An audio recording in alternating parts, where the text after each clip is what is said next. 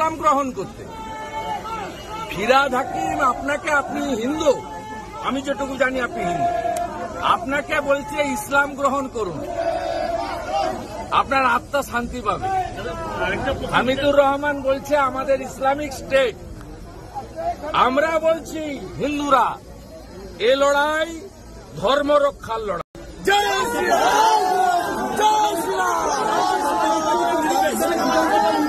পশ্চিমবঙ্গে বসবাসকারী হিন্দুদের কি আরো একটা ধর্ম পরীক্ষার লড়াইয়ের মধ্যে দিয়ে যেতে হবে? বিরোধী দলনেতা গতদিনে তেমনই মন্তব্য করলেন। তবে তার একটা মন্তব্যে নিশ্চিতভাবে একটা খটকা তৈরি হয়েছে, আশা করি আপনাদের মনেও তৈরি হয়েছে। তাকে বলতে শোনা যাচ্ছে, ফিরহাদ হাকিম, আমি যেটুকু জানি আপনি হিন্দু, আপনি বাকিদের বলছেন যে ইসলাম ধর্ম গ্রহণ করতে হবে। এবং হামিদুর রহমান তিনি বলছেন ইসলাম রাষ্ট্রে পরিণত হয়েছে, আর আমরা হিন্দুরা বলছি যে এটা আমাদের ধর্ম রক্ষার লড়াই, আমাদের শুরু করতে হবে। এই মন্তব্যই করলেন বিরোধী দলনেতা শুভেন্দু অধিকারী। কিন্তু খটকাটা লাগলো যে ফিরহাদ হাকিম, আপনি হিন্দু, আমরা জানি, আমি জানি আপনি হিন্দু। এই বক্তব্যটা একটু খটকা লাগলো। আমি সত্যি সত্যি এই বক্তব্যের মানে পরিষ্কারভাবে বুঝতে পারলাম না যে কেন শুভেন্দু অধিকারী এই বক্তব্য বললেন যে ফিরহাদ হাকিম, আমি জানি আপনি হিন্দু। নাকি এটার অন্য কোনো মানে আছে বলুন তো বন্ধুরা? আপনারা যদি এর মানে বার করতে পারেন আমাদের কমেন্টের পর্বে লিখে জানাতে পারেন যে শুভেন্দু অধিকারী কি বোঝাতে চাইলেন যে ফিরহাদ হাকিম একজন হিন্দু। যাই হোক, আজকের প্রসঙ্গ এটা না। আপনাদের যেটা আমি জানাতে চাইবো যে ফিরহাদ হাকিম মহাশয় যে মন্তব্য করেছিলেন, এই মন্তব্যটা একজন রাজনৈতিক নেতা হয়ে একেবারেই কাম্য নয়। তার কাছ থেকে এই ধরনের বক্তব্য একেবারেই কামনীয় নয়। এবং এই বক্তব্য নিয়ে সাংবাদিকরা যখন তাকে প্রশ্ন করেছিলেন কিভাবে তিনি মেজাজ হারিয়েছিলেন, সেই বক্তব্য আজকে আপনাদের কাছে শোনাবো। যে ফিরহাদ হাকিম একেবারেই মেজাজ হারিয়েছিলেন, বলেছিলেন, আপনার কি মনে হয় আমাকে দেখে যে আমি সাম্প্রদায়িক? আমি তো দুর্গাপুজো, কালী পুজো সবই করি, তাহলে কি আমাকে সাম্প্রদায়িক মনে হয়? এই বক্তব্য শোনাবো ফিরহাদ হাকিম মহাশয় কি বলেছেন। কিন্তু আমার প্রশ্ন হলো যে একটা রাজনৈতিক চেয়ারে বসে তার উপরে মাননীয় মেয়র, তিনি কি এই ধরনের বক্তব্য রাখতে পারেন? তার বক্তব্যটা কিন্তু একেবারে সাংঘাতিক একটা বক্তব্য ছিল। সেই বক্তব্যটা আপনাদের আরো একবার শোনাতে চাইবো, তিনি কি বলেছিলেন। আপনারা একটু মন দিয়ে শুনুন, তারপরে আসছি বাকি আলোচনায়।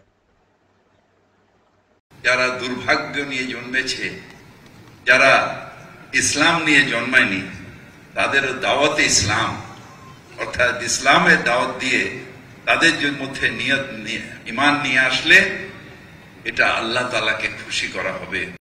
যারা দুর্ভাগ্য নিয়ে জন্মেছে, যারা ইসলাম নিয়ে জন্মায়নি, তাদের দাওয়াতে ইসলাম অর্থাৎ ইসলামের দাওয়াত দিয়ে তাদের মধ্যে ঈমান নিয়ে আসলে এটা আল্লাহ তাআলাকে খুশি করা হবে। শুনলেন বন্ধুরা, আরো একবার আপনাদের শোনালাম। সম্ভবত তিনি যেটা বললেন সেটা একেবারেই মারাত্মক। তিনি বলছেন যে যারা অন্য ধর্মে জন্মগ্রহণ করেছেন তারা দুর্ভাগ্যজনক, এবং অন্যদেরকে মুসলিম ধর্মে নিয়ে আসলে আল্লাহ তাআলা খুশি হবে। এইটা মোদ্দা কথা তিনি বলতে চেয়েছেন। এটা দেখুন, এর মধ্যে একটা মারাত্মক বক্তব্য লুকিয়ে আছে। প্রথম বক্তব্যটা তবুও তিনি বলতে পারেন যে মুসলিম ধর্মে যারা জন্মগ্রহণ করেছেন তারা সৌভাগ্যবান, এইটুকু তিনি যদি বলতেন তাহলে নিশ্চিতভাবে বলার কিছু ছিল না। কিন্তু এটা তিনি বলেননি। তিনি বলছেন যে তারা দুর্ভাগ্যবান যারা মুসলিম ধর্মে জন্মগ্রহণ করেননি। এই বক্তব্যটা বললে বাকি যে মুসলিম সম্প্রদায় বাদ দিয়ে যা যা সম্প্রদায় আছে তারা কিন্তু আঘাতপ্রাপ্ত হবেন।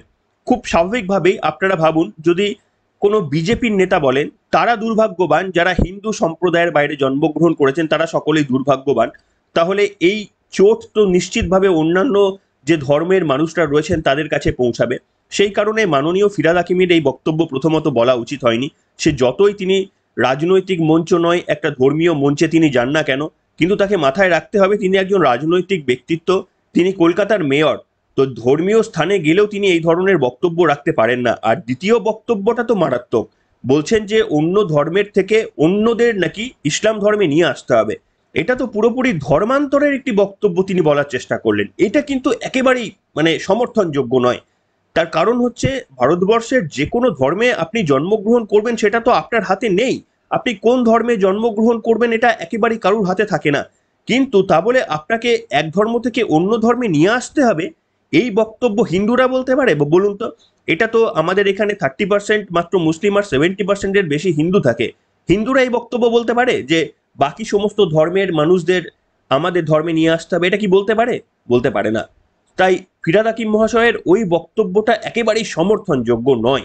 এবং ফিরহাদ হাকিম মহাশয় যা বললেন সেই ঘটনা কিন্তু পাকিস্তান কিংবা বাংলাদেশে পড়শি দেশে প্রায়শই এই ঘটনা ঘটে যে অন্য ধর্ম থেকে, বিশেষত হিন্দু ধর্ম থেকে মুসলিম ধর্মে কনভার্ট কিংবা খ্রিস্টান থেকে মুসলিম ধর্মে কনভার্ট, এটা কিন্তু প্রায়শই হয়ে থাকে বাংলাদেশ বা আপনারা যদি পাকিস্তানে খেয়াল করেন তাহলে কিন্তু প্রায়শই হয়ে থাকে।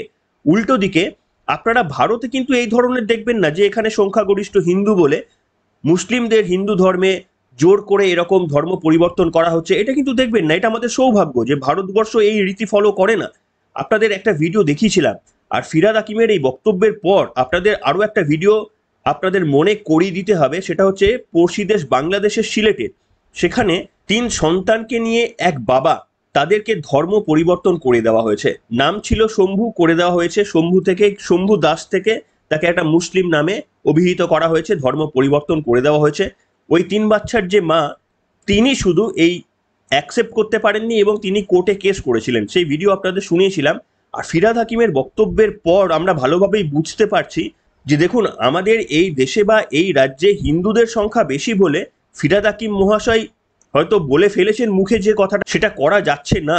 কিন্তু বাংলাদেশ আর পাকিস্তানের সেখানে তো আটকাচ্ছে না কেউ, সেখানে কিন্তু অবিরত এই ঘটনায় ঘটে চলেছে। আপনাদের মনে করিয়ে দিতে চাইবো সেই ছবি দেখিয়ে, সেই ভিডিও দেখিয়ে, যে বাংলাদেশ পাকিস্তানে ওই ঘটনাগুলোই হয় যেটা ফিরহাদ হাকিম মহাশয় আমাদের এই পশ্চিম বাংলায় বলার সাহস পেলেন। দেখুন সেই ঘটনাটা মনে করিয়ে দিই আপনাদের। আপনারা যে 3টি শিশু দেখতে পাচ্ছেন, এরা অরিজিনাল হিন্দু ছিল। আজকে নায়েবে আমির মুফতি সৈয়দ মোহাম্মদ ফয়জুল করিম শাহেকে চরমনাইয়ের হাতে হাত রেখে এরা মুসলমান হয়েছে। আলহামদুলিল্লাহ। এই যে দেখতে পাচ্ছেন। তোমার নাম কি? ওসমান। আগে নাম ছিল কি তোমার? অবাক দাস। তোমার নাম কি? মোহাম্মদ ওমর। আগে নাম ছিল কি? পরান দাস। তোমার নাম? আবু বকর। আগে নাম ছিল কি? অয়ন দাস। অয়ন দাস, অবাক দাস আর হলো পরান দাস। এরা 3 জন মুসলমান হয়ে গেছে। এর আব্বা মুসলমান হয়েছে, এর আম্মা বাড়িতে আছে। যে তোমার আম্মু কি মুসলমান হয়েছে? আর তোমার আম্মু কি করছে? 4টা মামলা করছে। কার নামে? তোমার আব্বুর নামে 4টা মামলা করছে না? তাহলে তোমরা 3 জন মুসলমান হয়ে গেছো না? 4 জন। ও, তোমার আব্বার নিয়ে 4 জন। এই যে দেখতে পাচ্ছেন এরা মুসলমান হয়েছে, ছোট্ট ছোট্ট শিশু। তোমাদের বাড়ি কোথায়? হবিগঞ্জ। কোন জায়গা? সিলেট হবিগঞ্জ না? এদের বাড়ি হলো সিলেট হবিগঞ্জ। এরা শাহেকে চরমনাই এর হাতে হাত রেখে মুসলমান হয়েছে। এই যে আব্বা, এদের আব্বা এসে গেছেন। আপনার নাম কি? এখন বর্তমান নাম কি? আব্দুর রহমান। আব্দুর রহমান। আগে নাম ছিল কি? আগে নাম ছিল শম্ভু দাস। শম্ভু দাস না? আপনি ওদেরকে সহ মুসলমান হয়ে গেছেন। এখন আপনার স্ত্রী থেকে কোনো বাধা আসে না? এখন মামলা করছে আমার নামে 4টে মামলা করছে। তো এখন ওদেরকে নিয়ে কি কেমনে কি আপনি চরমনার উদ্দেশ্যে এসেছেন? মুসলমান হয়ে গেছেন অলরেডি। আলহামদুলিল্লাহ। এখন কি আপনি এখানেই থাকতে চাচ্ছেন? এখানেই থাকবেন? ও, এই বাচ্চাদের মাদ্রাসায় না? মাদ্রাসায় ওদেরকে মাদ্রাসায় ভর্তি করে দিবে আর সে এখানেই থাকবে। হ্যাঁ। আল্লাহ, আমি তো ধরতে পারতেছি না। দেখেন এই যে এরা 3 জন মুসলমান হয়ে গেছে। আল্লাহ এদেরকে কবুল করুক। আল্লাহ এদেরকে কবুল করুক। দেখলেন বন্ধুরা কি মারাত্মক, বুঝতে পারছেন যে একেবারেই ফিরহাদ হাকিমের মন্তব্য মিলে যাচ্ছে। বাংলাদেশে কিন্তু এই ধরনের ঘটনা আকছার ঘটে। আমরা সৌভাগ্যবান যে পশ্চিমবঙ্গ যদিও আমাদের এখানে হিন্দুদের সংখ্যাধিক্য, তাও কখনো এই ধরনের নির্লজ্জ ঘটনা আমরা দেখিনি যে কোনো হিন্দু বা কোনো হিন্দু পুরোহিত জোর করে কারুর ধর্ম পরিবর্তন করছে, এটা আমরা দেখিনি। এবং সেই কারণেই ভারতবর্ষ বাংলাদেশ কিংবা পাকিস্তানের থেকে অনেক বেশি এগিয়ে। ভারতবর্ষ গর্ব করে বলতে পারে যে আমরা সর্বধর্ম সমন্বয়ে একভাবে সকলকে সমান সম্মান দিয়ে আমরা এগিয়ে চলি। এটা ভারতবর্ষ বলতে পারে, পাকিস্তান বাংলাদেশ বলতে পারে না। কিন্তু সবথেকে ভয়ের ব্যাপার হচ্ছে ফিরহাদ হাকিম মহাশয়ের মতো যারা রাজনৈতিক ক্ষমতাবান লোক, তাদের হাতে রাজনৈতিক ক্ষমতা রয়েছে, তাই তাদের কথার একটা মূল্য রয়েছে। যে কোনো মৌলবী একটা কথা বলল কিংবা কোনো একটা ব্রাহ্মণ পুরোহিত কোনো একটা কথা বলল, তাদের বক্তব্যের যতটা না গুরুত্ব রয়েছে, এই ফিরহাদ হাকিম মহাশয়ের কথায় কিন্তু অনেকটাই গুরুত্ব রয়েছে। এবং বিশেষ করে তার কথা থেকে অন্তত সরকার কি ভাবছে তার একটা রিফ্লেকশনও চোখে পড়তে পারে। ধরুন যে বিজেপির কোনো সংখ্যালঘু নেতা তিনি এই বক্তব্য বলতে পারতেন বিজেপিতে থেকে, সঙ্গে সঙ্গে বিজেপি হয়তো তাকে শোকজ করতো এবং যথাযথ উত্তর দিতে না পারলে দল থেকে বের করে দিত। কিন্তু দেখুন, ফিরহাদ হাকিম মহাশয় ভালো করেই জানেন তৃণমূল কংগ্রেস এমন একটা দল যে দলে এই ধরনের কথা বলার পরেও তাকে শোকজ করা হবে না, রাজ্যের মুখ্যমন্ত্রী মমতা বন্দ্যোপাধ্যায় তাকে ক্ষমা চাইতে বলবেন না, কিংবা পার্সোনাল মিটিং করে বলবেন না যে তুমি কি ধরনের বক্তব্য রাখছো, এটা কি তৃণমূল কংগ্রেসের নীতি নাকি যে অন্যান্য ধর্ম থেকে মুসলিম ধর্মে নিয়ে আসতে হবে, এটা কি এই রাজ্য প্রশাসনের নীতি? তুমি তো রাজ্য প্রশাসনের একজন লোক, তো তুমি একজন মন্ত্রী, তুমি এই কথা কি করে বলতে পারো? তুমি তো এই কথা বলতে পারো না। রাজ্যের মাননীয় মুখ্যমন্ত্রী, আমরা অন্তত সংবাদে দেখিনি যে মুখ্যমন্ত্রী তাকে সতর্ক করে দিয়েছেন, আর এইখানেই কিন্তু আশঙ্কার জায়গা। শুধু তাই নয়, আপনাদের এবার ফিরহাদ হাকিমের রিয়াকশন দেখাবো। সংবাদ মাধ্যমের সামনে ফিরহাদ হাকিম এই বক্তব্য নিয়ে যা রিয়াকশন দেখিয়েছেন, রিপাবলিক বাংলার সাংবাদিককে যে রিয়াকশন দেখিয়েছেন, সেই অডিওটা আপনাদের শোনাবো। সেখানে তিনি কিভাবে রেগে উত্তর দিচ্ছেন যাতে করে ওই সাংবাদিক এমন কিছু প্রশ্ন করে তাকে মানে বিড়ম্বনায় ফেলতে না পারেন, সেই জন্য কিভাবে রেগে মেগে একেবারে প্রায় মেজাজ হারিয়ে উত্তর দিচ্ছেন, আপনারা একটু খেয়াল করুন। খেয়াল করলেই বুঝতে পারবেন। শুনুন, তার শুধু আওয়াজটা শুনুন, বক্তব্যটা শুনুন। কে অমিত মালব্য জানি না, আপনারা যদি মনে করেন যে আমি সাম্প্রদায়িক হতে পারি তাহলে আপনাদের ধন্যবাদ। আপনার মনে হয় যে আমি সাম্প্রদায়িক হতে পারি? ইয়েস অর নো চেঁচিয়ে? নো। সুতরাং বিজেপি কি করছে, ও হেগে গেলে ওর হাগাতে আমি পা দেবো। No questions. আমি আমার নিজের ধর্ম মানি, আমি দুর্গা পুজো করি, কালী পুজো করি। আমাকে সাম্প্রদায়িক বলা মূর্খ যারা তারা বলে। No questions. শুনলেন বন্ধুরা, একজন মেয়র কি ভাষায় কথা বলছেন দেখেছেন? মানে আমি নিজে আর উচ্চারণ করতে চাই না। একজন মেয়র তিনি সাংবাদিকের প্রশ্নের উত্তরে এই বক্তব্য বলছেন।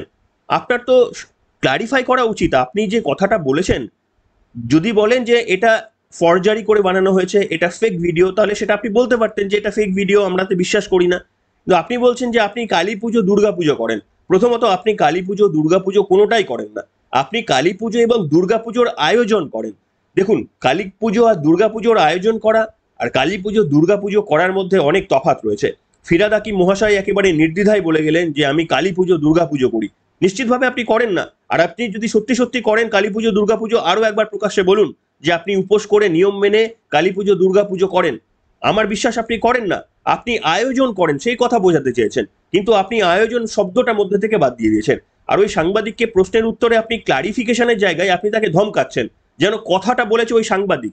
আরে কথাটা তো আপনি বলেছেন, আপনাকে তো ক্লারিফিকেশন দিতে হবে। এটা তো পশ্চিমবঙ্গের প্রত্যেকটি মানুষ শুনেছে। তো আপনি যে বক্তব্য দেবেন, জানাবেন যে সত্যিই আপনি কি মনে করেন যে সমস্ত মানুষগুলো মুসলিম ধর্মে জন্মগ্রহণ করেনি তারা দুর্ভাগ্য নিয়ে জন্মেছে? আপনি কি সত্যি মনে করেন? একজন মেয়র হিসাবে আপনি মনে করেন এই কথা? একজন রাজনৈতিক নেতৃত্ব হিসাবে এই কথা মনে করেন? আপনি কি মনে করেন যে যারা মুসলিম সম্প্রদায়ে জন্মগ্রহণ করেননি তাদেরকে এই সম্প্রদায়ে, আপনাদের সম্প্রদায়ে নিয়ে আসতে হবে? এটা কি সত্যি আপনি বিশ্বাস করেন? এটা কি বলা যায়? আপনি কি এই বক্তব্য সঠিক বলেছেন? নাকি যে ভিডিওটা আমরাও দেখালাম, এই ভিডিওটা বাজারে যেটা ছড়াচ্ছে ভাইরাল ভিডিও হিসেবে, এটা সত্যতা নেই? আপনি কিন্তু এর সত্যতা নিয়ে অস্বীকার করলেন না। আপনি বললেন না যে এই ভিডিওটা আমি বলিনি, এর সঙ্গে আমার দায় ঘোলাবেন না, আমি এই বক্তব্য বলিনি, আমার সঙ্গে এই মতামতের কোনো মিল নেই, আপনি বললেন না। আপনি বললেন যে আপনি সেকুলার, আপনি ধর্ম নিরপেক্ষ, এটা বলার চেষ্টা করলেন, কিন্তু আপনার বক্তব্যে তো ধর্ম নিরপেক্ষ বোঝালো না। আপনি কি কখনো বলতে পারবেন যে সমস্ত মানুষকে হিন্দু ধর্মে কনভার্ট করতে হবে? এই বক্তব্য কি আপনি বলতে পারবেন? না বলা আপনার উচিত? বলা তো আপনার কেন, কোনো মানুষেরই উচিত নয়। তাহলে এই যে বক্তব্য বললেন, সাংবাদিকদের কাছে তো আপনি পাল্টা তার উত্তর দেওয়ার সুযোগ ছিল। পশ্চিমবঙ্গের মানুষকে আপনার এই বিবৃতির পেছনে কি যুক্তি ছিল সেটা তো বোঝাতে পারতেন, কিন্তু সেই সুযোগ আপনি নষ্ট করলেন, বোঝালেন না। আর পশ্চিমবঙ্গের মানুষের কি দুর্ভাগ্য দেখুন, এমন একজন নেতৃত্ব বসে রয়েছেন, তিনি পাল্টা বলছেন যে হিন্দু জায়গাতে আমরা লড়বো, আমাদের হারিয়ে দেখান। তো এটা কি মুসলিম হিন্দু দিয়ে ভোট হয় নাকি? যে মুসলিম বলে আপনি জিতে যাচ্ছেন এরকমটা মনে করছেন নাকি? যে আপনি কোনো একটা হিন্দু জায়গায় জিতছেন মুসলিম হয়ে, আপনি কি ব্যাপারটাকে এইভাবে দেখতে চান নাকি? এইভাবে কিন্তু ব্যাপারটা আপনি কিভাবে দেখছেন আমি তো অবাক হয়ে যাচ্ছি। মানুষ তো ভোট দেয় আপনি প্রকল্প দিয়েছেন কিনা? আপনারাই তো বলেন যে লক্ষ্মীর ভান্ডারের জন্য মানুষ আপনাদের ভোট দিয়েছে। তাহলে আপনি হিন্দু এলাকায় যদি হারিয়ে দেখাতে পারে, তাহলে মানে এই কথা আপনি কেন বলছেন? হিন্দু এলাকা, মুসলিম এলাকা, এইভাবে ভোট, আপনি এইভাবে ভোট হয় পশ্চিমবঙ্গে, কিন্তু আপনি একজন নেতা হিসাবে কি এই কথা বলতে পারেন? আর দেখুন, নেতৃত্বরা যে বক্তব্য ওপরে ওপরে বলেন আর ভেতরে তাদের যা বক্তব্য থাকে সেটা কিন্তু সম্পূর্ণ দুটো আলাদা, আমরা জেনে এসেছি। তাই আপনি যে বক্তব্যটা ধর্মীয় স্থানে বলেছেন, আপনি কি স্বইচ্ছায় বলেছেন সেটা কিন্তু আমাদের সন্দেহ থাকলো। তবে আপনাদের দেখাতে চাইবো, বাংলার পক্ষ যারা আমরা বিশ্বাস করি বা আমরা বিভিন্ন ক্ষেত্রে দেখেছি, তারা তৃণমূল কংগ্রেসেরই একটা সংগঠন হিসাবে কাজ করে, বিভিন্ন ক্ষেত্রের প্রমাণ নেট মাধ্যমে আমরা দেখেছি। সেই বাংলার পক্ষে থেকেও কিন্তু ফিরহাদ হাকিমের এই বক্তব্যকে একেবারেই কন্ডেম করা হলো। কে কন্ডেম করছেন?